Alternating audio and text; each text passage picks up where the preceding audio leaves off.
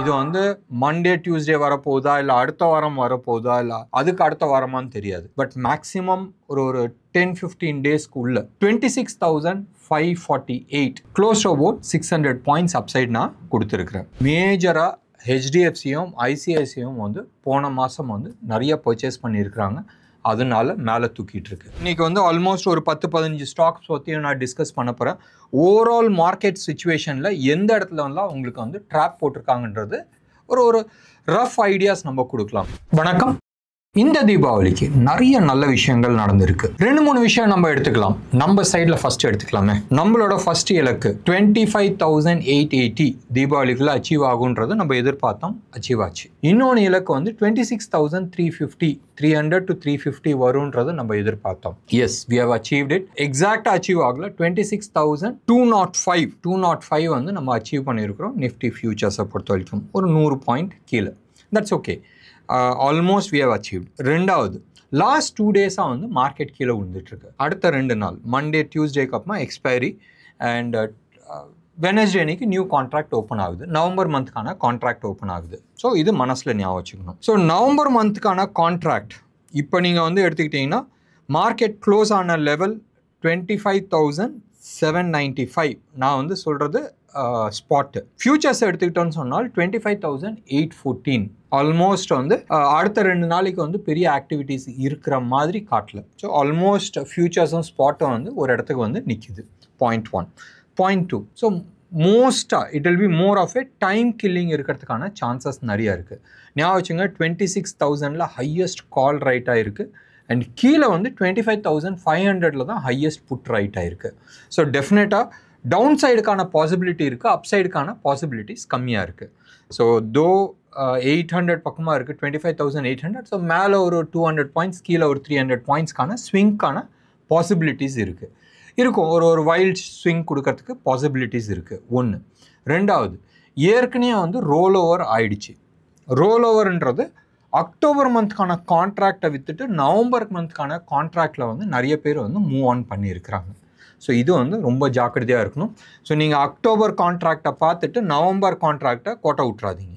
So நீங்கள் வந்து நிஃப்டியில் நீங்கள் ட்ரேட் பண்ணுறீங்கன்னு சொன்னால் நவம்பர் கான்ட்ராக்டில் என்ன ரேட் ஓடிட்டுருக்குன்றது கொஞ்சம் பார்த்துங்க.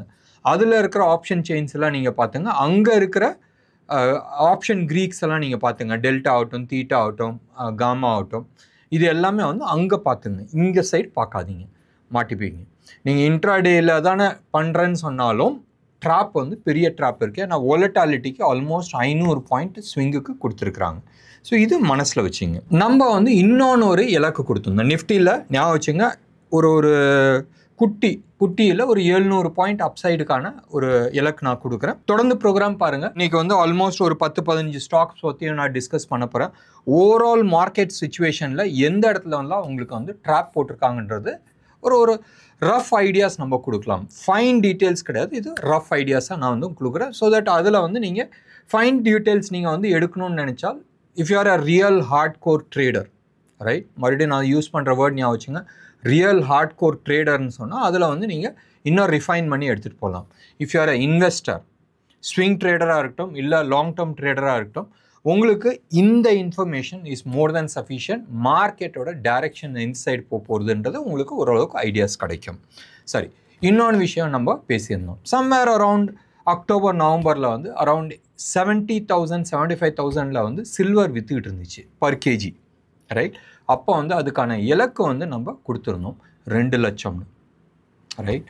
எத்தனை பேர் நம்பினாங்கன்றது தெரியாது. 2 லட்சம்லாம் வரத்துக்கு டைம் பிடிக்கும்பான்றது சொல்லிகிட்டு இருந்தாங்க. டப்புன்னு வந்துருச்சு.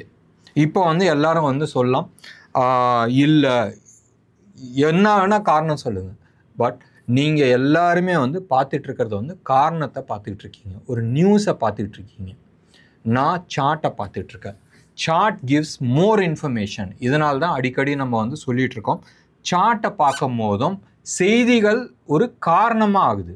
சார்ட் தான் வந்து main reasons that further upside போகிறதுக்கான சான்சஸ் இருக்குன்றது. சார்ட் வந்து முதலியே வந்து நிறைய விஷயங்கள், உங்களுக்கு தெரிஞ்ச விஷயம், தெரியாத விஷயம் எல்லாமே வந்து சார்ட்டில் காட்டும். ஸோ சார்ட்டை வந்து நீங்கள் கரெக்டாக பார்க்க தெரியும். அது வந்து ஷார்ட் டேர்மாக இருக்கட்டும், லாங் டேர்மாக இருக்கட்டும், அந்த சார்ட்டை பார்க்கும் போதும் உங்களுக்கு நிறைய இன்ஃபர்மேஷன்ஸ் கிடைக்கும். ஸோ நம்ம somewhere close to about $34 இருக்கும் போது அதுக்கான இலக்கு வந்து $62 நம்ம கொடுத்துருந்தோம், ரைட்? 57 வரைக்கும் வந்துச்சு. So interesting.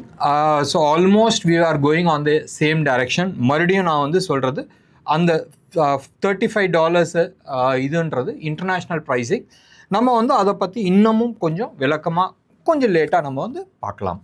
ஃபஸ்ட்டு வந்து நம்ம ஸ்டாக் மார்க்கெட்டை பற்றி ஃபுல்லாகவே அனலைஸ் பண்ணி முடிச்சிடலாம். ஸோ நம்மளுக்கு 2 சந்தோஷமான விஷயம், நிஃப்டி டார்கெட் அச்சீவ் ஆச்சு, சில்வரோட டார்கெட் அச்சீவ் ஆச்சு. இன்டர்நேஷ்னல் ப்ரைஸிங் பற்றி நம்ம அப்புறமா பார்த்துக்கலாம். அடுத்தது bank Nifty somewhere close to about 55,000 இருக்கும் போதும் நம்ம வந்து அதுக்கான இலக்கு somewhere close to about 58,500 to 59,000 இருக்கிறதுக்கு வாய்ப்புகள் இருக்குன்றதை நம்ம பேசிகிட்டு இருந்தோம். அண்ட் மேஜர் ரீசன் அதுக்கு வந்து பப்ளிக் செக்டர் பேங்க்ஸாக இருக்கும். HDFCயோ இல்லை ICICIயோ I was not confident. But though FIIs வந்து HDFCயும் ICICI ஆக்சிஸ் பேங்க்கை வந்து தள்ளிட்டு இருக்காங்க, வித்துட்டு இருக்காங்க, ரைட்? யார் புண்ணியவானோ தெரியாது. மியூச்சுவல் ஃபண்ட்ஸ் வந்து மேஜராக HDFCயும் ICICIயும் வந்து போன மாதம் வந்து நிறைய பர்ச்சேஸ் பண்ணியிருக்கிறாங்க. அதனால மேலே தூக்கிட்டு இருக்கு. HDFCயோட டார்கெட் கொடுக்கும் போதும் யூல் பி சர்ப்ரைஸ்ட் டவுன் சைடில். தொடர்ந்து பாருங்கள். ஸோ இது வந்து ஓவராலாக வந்து பேங்க் நிஃப்டியை வந்து தூக்குச்சு. சத்தியமாக பேங்க் நிஃப்டி எப்படி மேலே போகுதுன்றது தெரியாது. நான் என்னோடய பழைய வீடியோஸ் நீங்கள் எடுத்து பாருங்கள். நிஃப்டியோட டார்கெட் அப்சைடில் இருக்குது and somewhere close about 26,300 plus இருக்குது. இது யார் தூக்கிட்டு போகிறாங்கன்றது தெரியல. பேங்க் நிஃப்டி வீக்காக இருக்குது, எப்படி போகுன்றது தெரியாது. இதுதான் நம்ம சொல்லியிருந்தோம். ஆனால் HDFC ஆகட்டும், ICICI ஆகட்டும், ஆக்சிஸ் ஆகட்டும், கோட்டக் ஆகட்டும், பப்ளிக் செக்டர் பேங்க்ஸ் எல்லாமே சேர்ந்து மார்க்கெட்டை வந்து தூக்கிட்டு போச்சு. டார்கெட் அச்சீவ்ட் அண்ட் அந்த டார்கெட் அச்சீவ் ஆகிட்டு கீழே வந்துட்டுருக்கு. பேங்க் நிஃப்டியை பொறுத்த வரைக்கும் ஃபர்தர் அப்சைடுக்கான டைரக்ஷன்ஸ் தெரியல. We have to wait and watch, right?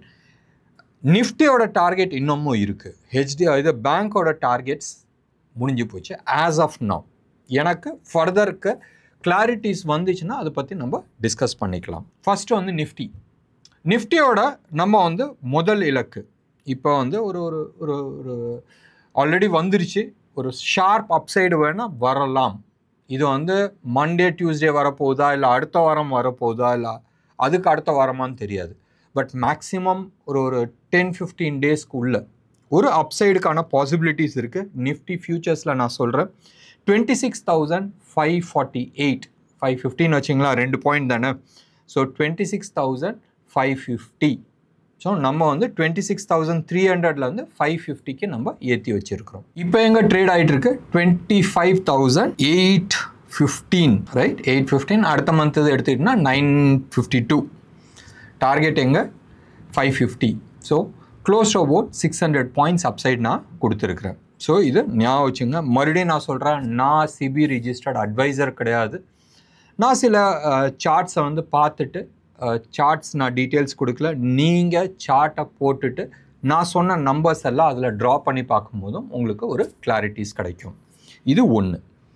இது வந்து மோஸ்ட்லி 26,550 இலக்கு வந்து நவம்பர் 11 வரத்துக்கான நிறைய வாய்ப்புகள் இருக்குது. வருன்றதை நான் சொல்ல, வரத்துக்கு நிறைய வாய்ப்புகள் இருக்குது. ஸ்ட்ரிக்ட் ஸ்டாப் லாஸ் மெயின்டைன் பண்ணும். So November 11th, right? So இந்த டேட்டும் ஞாபகம் வச்சுங்க அண்ட் டார்கெட்டும் ஞாபகம் வச்சுங்க. இது பாயிண்ட் 1. பாயிண்ட் 2, 28,900. ரொம்ப நாளாக 29,000 நான் சொன்னால மோர் அந்த டார்கெட்டை நோக்கி போகும் போதும் கொஞ்சம் ரிஃபைன்மெண்ட்ஸ் நம்ம ஒர்க் அவுட் பண்ணுறோம். அந்த ரிஃபைன்மெண்ட்ஸில் இன்னமும் அந்த 100 பாயிண்ட்ஸ் வந்து இன்னும் கூட ரிஃபைன் பண்ணியிருக்கிறோம். போக போக போக எக்ஸாக்ட் நம்பர்ஸை வந்து நம்மளால் சொல்ல முடியும். ஸோ 28,900 இது வந்து இரண்டாவது இலக்கு. இது அச்சீவ் ஆகிறதுக்கான சான்சஸ் நிறைய இருக்குது as of now, provided stop loss கீழே ஒன்று இருக்குது. அந்த ஸ்டாப் லாஸ் போக போக நம்ம அதை பற்றி டிஸ்கஸ் பண்ணிக்கலாம். ஸோ இது எதுக்குள்ளே வரதுக்கான பாசிபிலிட்டிஸ் இருக்குது? Most likely February 2026. So 28,900 February 2026க்குள்ளே வரதுக்கான பாசிபிலிட்டிஸ் இருக்குது. பேங்க் நிஃப்டி பற்றி எனக்கு தெரியல. சரி, இப்போ ஸ்டாக்ஸு, சில ஸ்டாக்ஸ் பற்றியெல்லாம் நம்ம வந்து டிஸ்கஸ் பண்ணலாம். சில ஸ்டாக்ஸ்க்கு வந்து குறுகிய கால இலக்குகள் நான் கொடுக்குறேன். சரியா? ஃபஸ்ட்டு வந்து Adani enterprises. Adani enterprises right now வந்து 2504 இல்லை ட்ரேட் ஆகிட்டுருக்கு. ரொம்ப நல்லா இருக்குது. ஒரு கவுண்டர் ட்ரெண்டில் வந்திருக்கு. கவுண்டர் ட்ரெண்டில் வந்திருக்கு. கீழே டவுன் சைடு வரும்போதும் வால்யூம் இல்லாத வந்திருக்கு. ஸோ ஷார்ப் அப் மூவ் வரதுக்கான பாசிபிலிட்டிஸ் இருக்குது. எங்கே ஒரு 260 ரூபா மேலே போகிறதுக்கு சான்சஸ் இருக்குது, 10%. ரைட். ஸோ 2760 அதுக்கான இலக்கு. இப்போ எங்கே ட்ரேட் ஆகிட்டுருக்கு? 2500 ட்ரேட் ஆகிட்டுருக்கு. இதுக்கு அடுத்தது வந்து ரிலையன்ஸ் வந்து லாஸ்ட் 2-3 டேஸாக அது வந்து ஒரு சின்ன குட்டி புயலில் மாட்டிகிட்டு இருக்கு.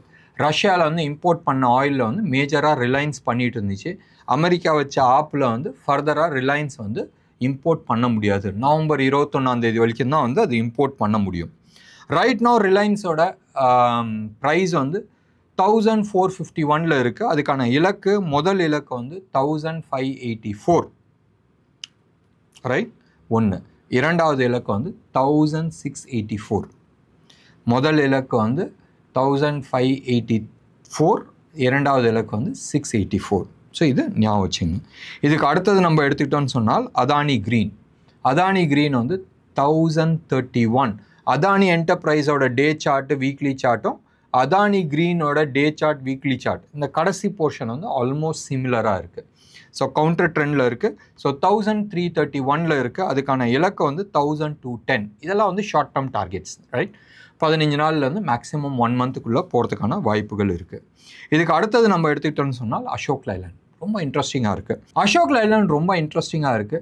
136 rupees 35 பைசாவில் வந்து ஃப்ரைடே நீக் க்ளோஸ் ஆச்சு. 136 rupeesல ட்ரேட் ஆச்சு. ஸ்டாப் லாஸ் வந்து 134 நீங்கள் வந்து வச்சுக்கலாம். இமீடியட் இலக்கு வந்து 146. அசோக் லைலாண்ட் 146. 10 ரூபா மேலே இருக்கிறதுக்கு பாசிபிலிட்டிஸ் நிறையா இருக்குது.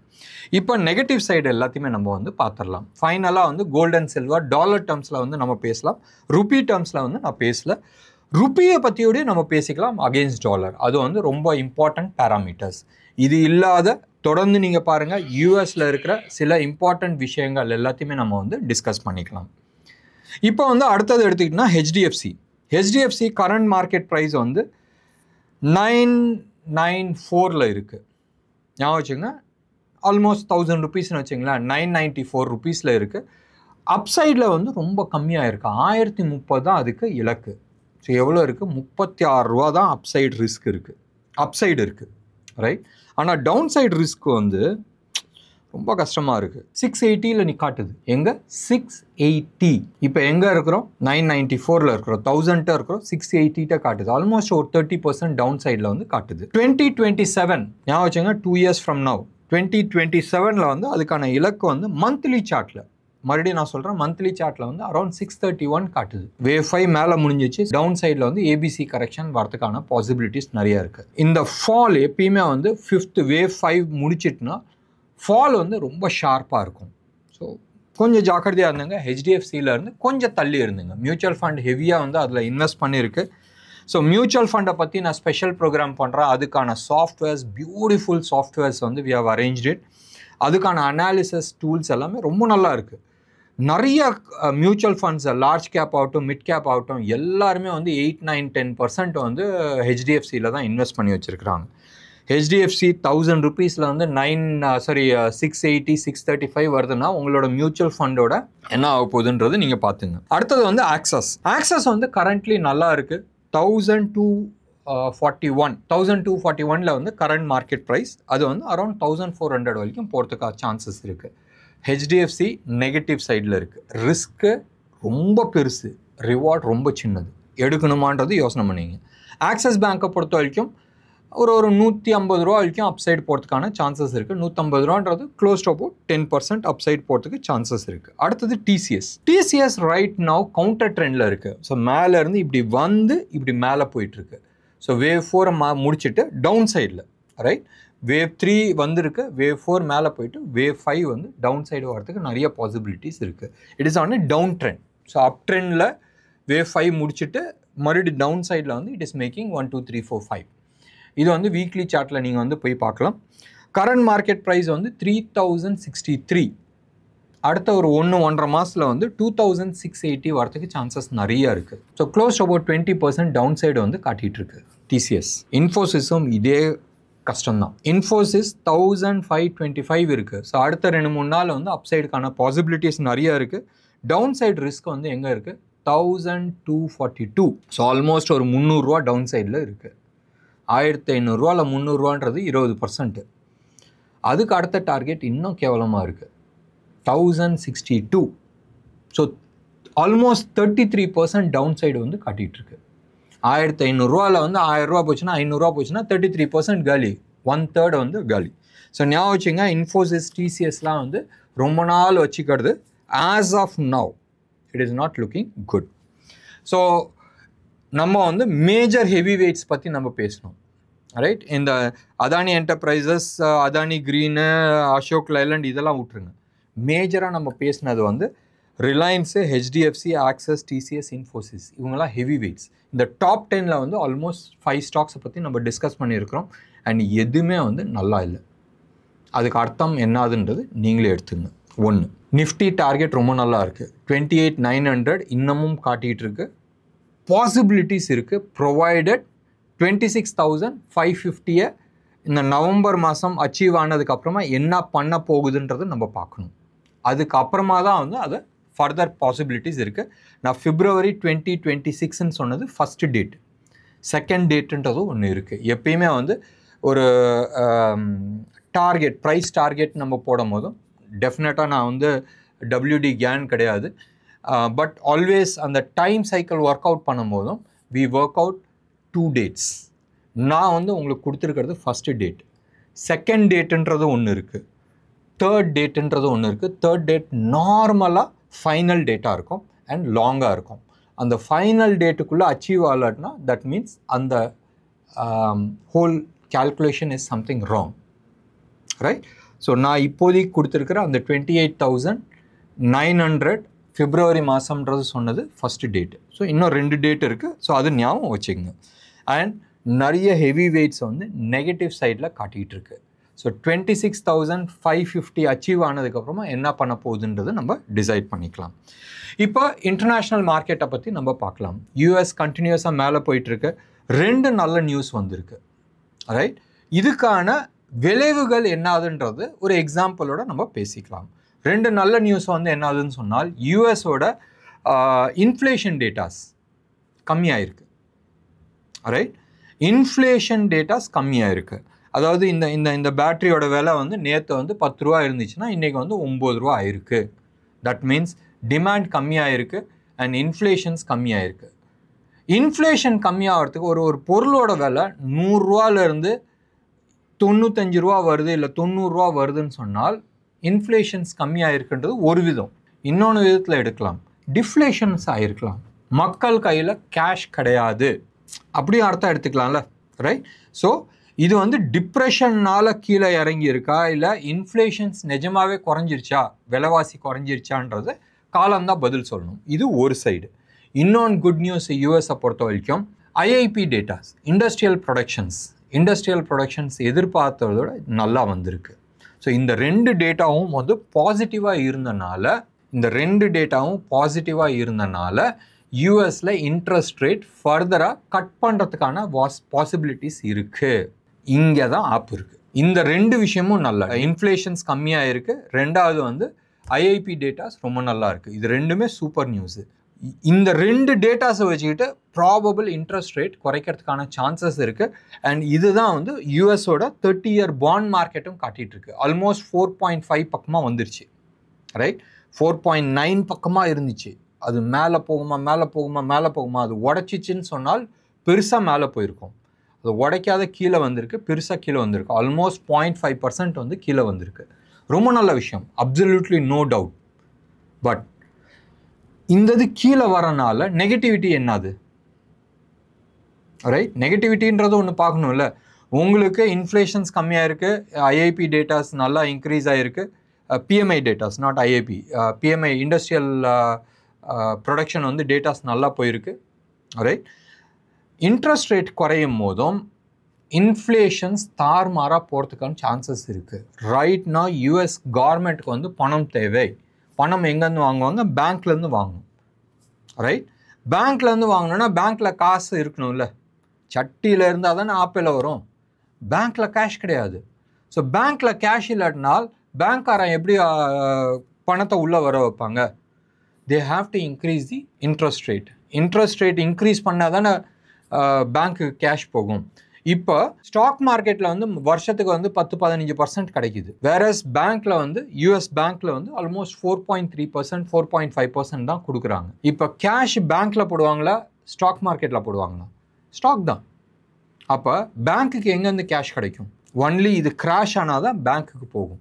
அண்ட் இன்னைக்கு டேட்டில் யூஎஸ் கவர்மெண்ட்டுக்கு வந்து கேஷ் தேவை, துட்டு தேவை. ஸோ புரியும்னு நினைக்கிறேன். ஸோ எங்கேயோ ஒரு இடத்துல வந்து டேட்டாஸ் மிஸ்மேட்ச் ஆகுது. இதை ஞாபகம் வச்சுங்க. And for the final time நிறைய பேர் வந்து பேசிகிட்டே இருக்கிறாங்க. ஜேபி மார்கன் ஆகட்டும், ஆல் பிக் கைஸ், ரைட், உலகத்தில் இருக்கிற எல்லா பெரிய தலையும் ஆகட்டும், US in a verge of collapse. அவன் என்ன தான் அந்தரங்க பல்ட்டி அடித்தாலும் ஏதோ ஒன்று இருக்குது. சப்போஸ் ஏதாச்சும் ஒரு ரீசனை வச்சு யூஎஸ் தப்பிச்சுக்கிட்டனாலும் அவன் தப்பிச்சுப்பான். பட் உலகம் அடி வாங்கும். இது ஒரு டேட்டாஸ் ஞாபகம் வச்சுங்க. இது ஒரு சைடு இருக்கட்டும். இன்னொன்று சைடு நீங்கள் எடுத்துக்கிட்டீங்கன்னு சொன்னால் ருப்பி வந்து ஃபைனலாக க்ளோஸ் ஆன level 87 rupees 80 paisa, right, against dollar. 87 rupees 80 paisa, almost 88-90 வரைக்கும் டச் ஆச்சு. ஷார்ட் டேர்மில் மேபி, மறுபடியும் நான் யூஸ் பண்ணுற வேர்ட் ஞாபகம் வச்சுங்க, ஷார்ட் டேர்மில் மேபி 89-60 வரைக்கும் போகிறதுக்கு சான்சஸ் இருக்குது. எக்ஸாக்டாக சொன்னால் 57 வரைக்கும் போகிறதுக்கு சான்சஸ் இருக்குது. 89-57 க்ளோஸ் அபவுட் ₹1.80 அப்சைட் போகிறதுக்கு சான்சஸ். அப்சைட்னா நான் சொல்கிறது வந்து வீக் ஆகிறதுக்கு சான்சஸ் இருக்குது. பட் இன்ட்ரெஸ்டிங் ஃபேக்ட் என்னன்னு சொன்னால், மந்த்லி சார்ட்டில் it is showing more becoming stronger. 84 rupees வரைக்கும் வரத்துக்கு சான்சஸ் நிறையா இருக்குன்ற மாதிரி காட்டிகிட்ருக்கு. வந்துச்சுன்னா நல்லது. நம்ம இம்போர்ட் எல்லாம் சீப் ஆகும், ஆயிலெலாம் சீப் ஆகும். எப்படியா இருந்தால் கவர்மெண்ட் நம்மளுக்கு வந்து டிஸ்கவுண்ட் கொடுக்க போகிறது கிடையாது. அது 88 இருந்தான்னா 84 இருந்தான்னா 88 இருந்தால் அட்லீஸ்ட் நம்ம வந்து எக்ஸ்போர்ட்ஸ் நல்லா பண்ண முடியும். சரியா? இது ருப்பியை பற்றி பேசியாச்சு, யூஎஸ் பற்றி பேசியாச்சு, யூஎஸ் எக்கானமி பற்றி நம்ம பேசியாச்சு. இப்போ கோல்டு அண்ட் சில்வர்.